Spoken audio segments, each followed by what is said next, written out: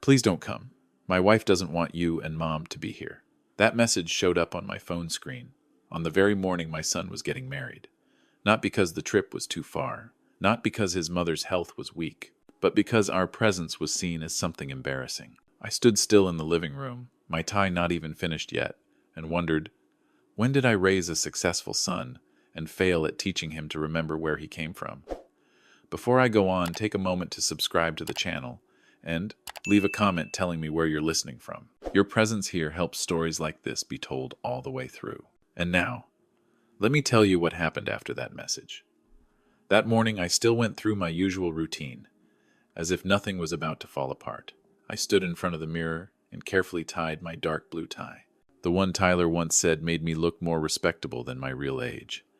I can't remember the last time my son complimented me, but I kept that tie anyway. That's what fathers do. We remember the small things longer than the important ones. Elizabeth was still in the bedroom. She came out slowly, one hand resting on the doorframe to steady herself. The cream-colored dress she bought last week still had its folds. It was the first dress she had chosen since leaving the hospital. I saw real excitement in her eyes. Not for the reception, but for the thought of sitting in the parents' row, watching her son walk down the aisle. I thought it was just another quiet morning of late-found happiness. Then the phone vibrated, just once. Not urgent, no alarm, but enough to make the room feel heavier than before. I looked down. Tyler's name. Not a call, just a short message. Dad, please don't come. I read it again, slowly, the way I used to read complex engineering drawings back when I worked. I waited for another line to appear. Nothing. I opened the message fully. Read every word. Dad, please don't come. Tiffany and her family are uncomfortable if you and Mom show up. I already told everyone you're traveling. Please don't put me in an awkward position. I didn't reply right away. Not because I didn't know what to say, but because I needed to be sure I wasn't misreading it. I was used to tolerances off by a fraction of an inch. Used to systems failing if a single bolt was misplaced. But I was not used to a child deliberately erasing his parents from his life, especially on his wedding day. Elizabeth looked at me. She didn't ask. She just looked, as if she could feel that something had shifted. I folded the phone and placed it on the table. For a few seconds I thought about smiling and lying. But after more than 40 years together, she always knows when my silence means something can't be softened. Why? She asked. Her voice was quiet but steady. I didn't answer right away. I walked to the wooden cabinet where we keep our important documents. Inside, along with the familiar folders, was a thick envelope. One I had prepared weeks earlier. Our wedding gift. Not cash, not jewelry. The deed to the beachfront villa, the house I had spent my entire life working to hold on to, with the thought that one day I would hand it to my son, along with one reminder, keep it, and don't forget where it came from. I placed the envelope on the table unopened. Only then did I tell Elizabeth what the message said. She didn't cry. Not at first. She sat down, slowly gripping the edge of her dress. I watched her breathing slow, the way it did when she was learning to breathe again after the long treatments. She said softly, "Maybe he's just stressed." I nodded. I wanted to believe that, but something else was bothering me more than the message. I picked up my tablet, logged into our joint bank account, the one I had let Tyler manage for the past 2 years because it was easier for family matters. I'm not a suspicious man. I believe in clean systems. I believe that when things are placed where they belong, they run smoothly. The transaction list appeared. I scrolled down, then further. Numbers I didn't recognize. Repeated payments, the name of a high-end event planning company. Large amounts. Not once, not twice. I stopped when I saw the total. $250,000. I didn't get angry. Not right away. I sat there, checked the dates. Every payment had been made within the last 3 months. The same months Tyler kept calling me, saying the wedding would be simple and intimate. I turned off the screen. The room was so quiet I could hear the wall clock ticking. Elizabeth looked at me again, this time with real concern. "Is there something else?" she asked. I placed my hand on the wedding gift envelope, then pulled it back. The question in my mind was no longer why my son was ashamed of his parents. It was something colder, more unsettling. When did my trust become the funding for my own silence? That morning I understood something. That message wasn't the beginning. It was only the first visible sign that a door had been closed a long time ago, and I was the last one to notice.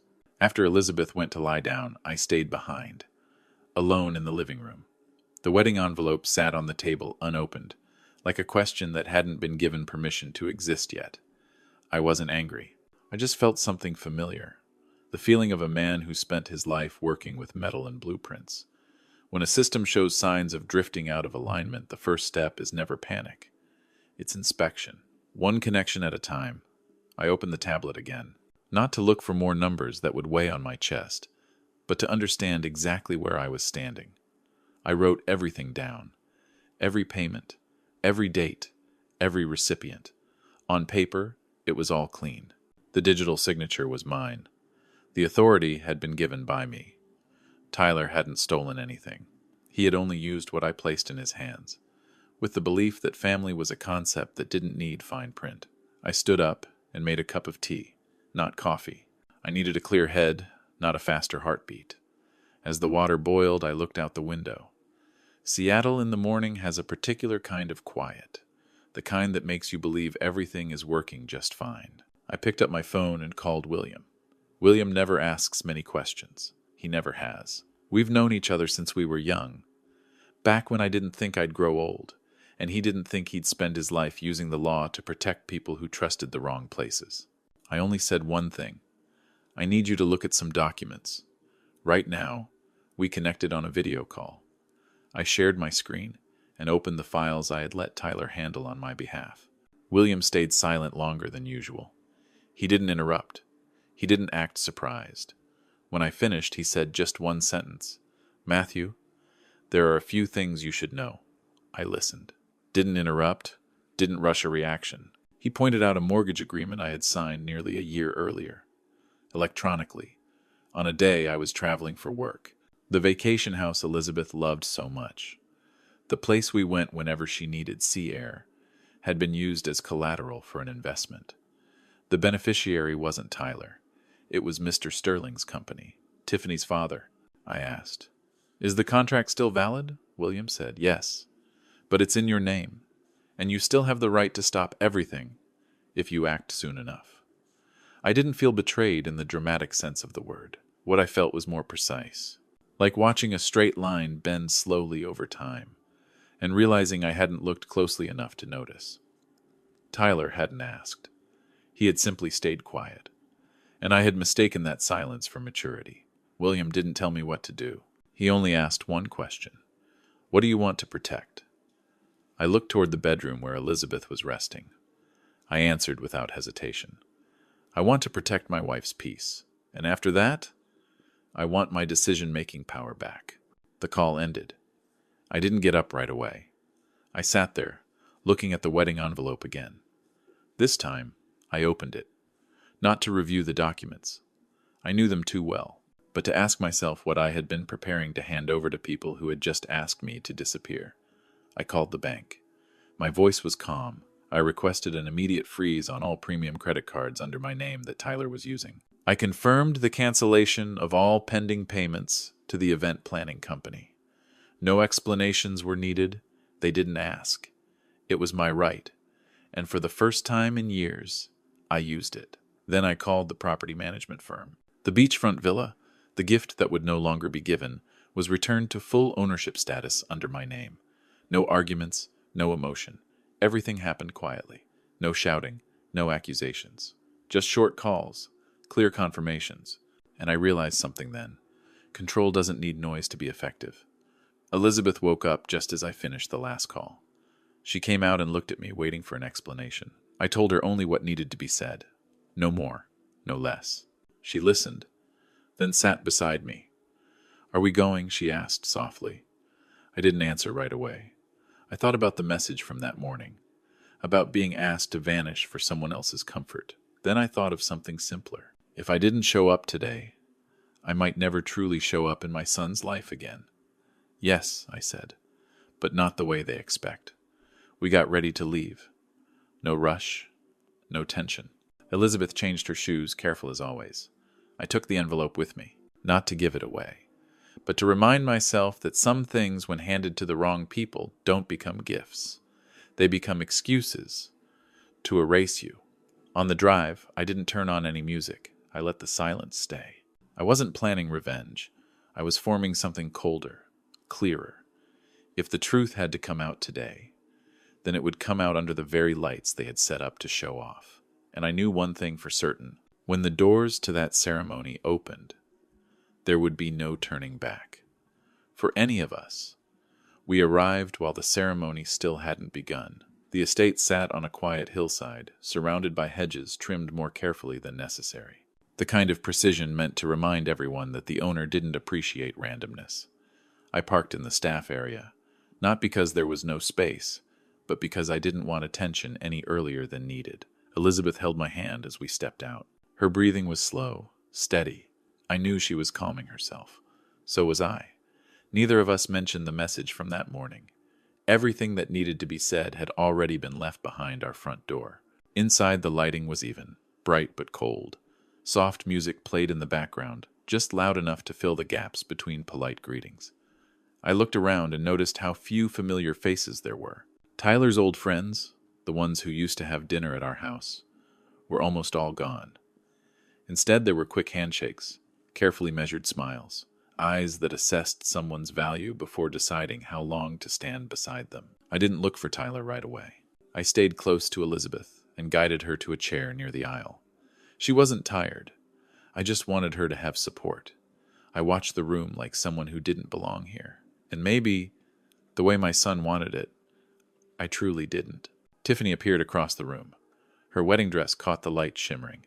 She stood in the middle of a group, laughing easily. I overheard bits of conversation. Honeymoon plans, the Sterling family's business expansion, Paris. Luxury spoken of as if it were proof of character. Then I heard one sentence that made me stop. My parents-in-law didn't come today, Tiffany said lightly, as if it were an unimportant detail.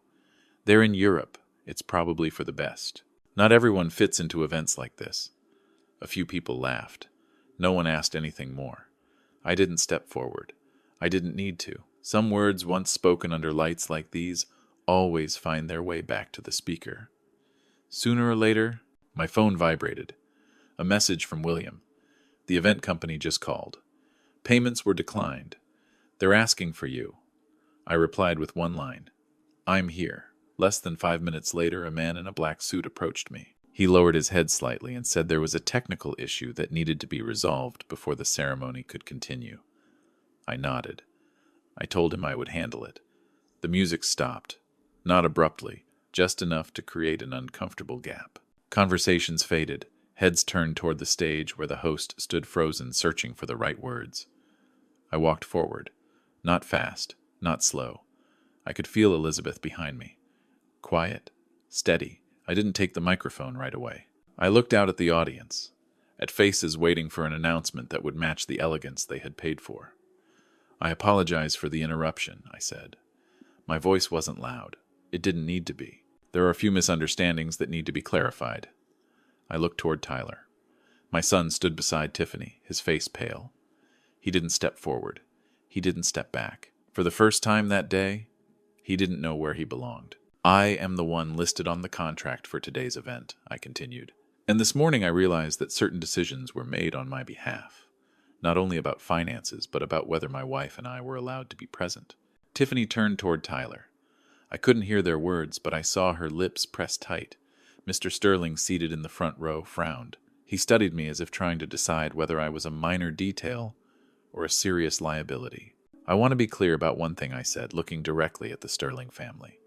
My son is free to choose who he marries, but he does not have the right to use my trust to erase us from his own story. Whispers moved through the room.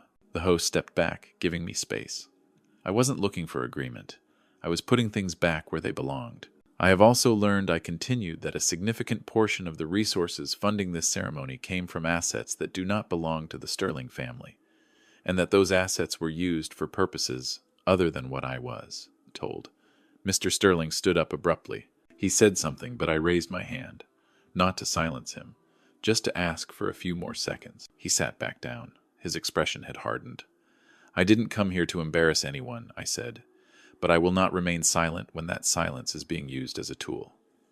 I paused. Long enough for the words to settle. Then I spoke my final sentence. Slowly. Today's ceremony will not continue as planned. Not because of money, but because of a lack of honesty. No one applauded. No one protested right away. Only a thick, heavy silence filled the room. I turned and walked back to Elizabeth. She took my hand. This time, her hand was warmer. Behind us, I could hear arguments beginning to rise. I didn't turn around. I had said what I needed to say. The rest, what they would say to each other while the lights were still on, no longer belonged to me. But I knew one thing. From that moment on, every layer had been peeled away, and no one could pretend anymore that this morning had been just a small incident, something easy to overlook. The silence after my words didn't last long. It cracked apart in small pieces, like thin ice that couldn't hold the weight of so many eyes. I heard whispers rising, then turning into questions. No one bothered to keep quiet anymore. No one left their seat, but no one sat the same way either. Tiffany reacted first. She turned sharply toward Tyler. Her voice wasn't loud, but it was sharp. Sharp enough for the people nearby to hear. I didn't need to catch every word to understand. Tyler's face changed fast. Confusion, then panic, then something close to begging. He shook his head again and again, hands open, as if trying to hold on to something already slipping away. The Sterling family reacted differently. They didn't look at Tyler right away. They looked at me. That look had lost its polite shine. It carried calculation, as if they were reassessing whose value they had misjudged in this room. Mr. Sterling stood up again. This time he didn't wait for me. He spoke about misunderstandings, about temporary arrangements, about the shared interests of both families. Smooth words, the kind used by people who fix problems by making them sound smaller than they are. I didn't argue. I didn't counter each point. I just stood there, listened, and let the emptiness inside his words reveal itself. When he finished, I said calmly, "If this were just a misunderstanding, then these documents shouldn't exist." I didn't raise the folder. I simply placed it on the table near the stage. William had sent the confirmations minutes earlier. Notice of repossession for the luxury apartment Tyler was living in. Termination of usage rights for the car he drove. Assets registered under my company's name, not his. Everything was clear, dry, without emotion. Tyler stared at the papers as if they were something foreign. He took one step forward, then stopped. Finally, he turned to me. For the first time that day, he looked me directly in the eyes. "Dad," he said, "just one word, nothing after." I didn't answer right away. I waited for the room to quiet a little more, not for effect, but because I needed to be sure I wasn't speaking from a passing surge of emotion. "I gave you a great deal," I said. "Not just money, decision-making power, trust, but there is one thing I never gave you, the right to erase your parents from your life when it becomes convenient." Tiffany let out a short, bitter laugh. She turned to Tyler and said something this time I heard more clearly, about what she had sacrificed, about image, about how, if things were only like this, there was nothing left to discuss. Her voice had lost control. It exposed the frustration of someone realizing the ground beneath her wasn't as solid as she believed. Mrs. Sterling grabbed her daughter's arm. Mr. Sterling looked around as if searching for a dignified exit, but the room no longer offered one. The surrounding eyes had shifted. The admiration was gone. Only cool curiosity remained. Tiffany faced forward again. "If what was promised is no longer there," she said, her voice trembling but firm, "then this ceremony has no meaning at all." No one stopped her. No one tried to persuade her. Tyler stood frozen, stranded between two sides. I looked at my son, and in that moment I didn't see a bad man. I saw someone who had grown used to avoiding responsibility, until everything arrived at once. "Do you want to say anything?" I asked him. Tyler opened his mouth, then closed it again. In the end, he shook his head, not because he had nothing to say, but because every word had come too late. The Sterling family left first. No noise, no goodbyes. Tiffany followed behind them without looking back. Her wedding dress trailed along the floor, but no one was watching it anymore. The crowd parted naturally, like water moving aside. Tyler stayed.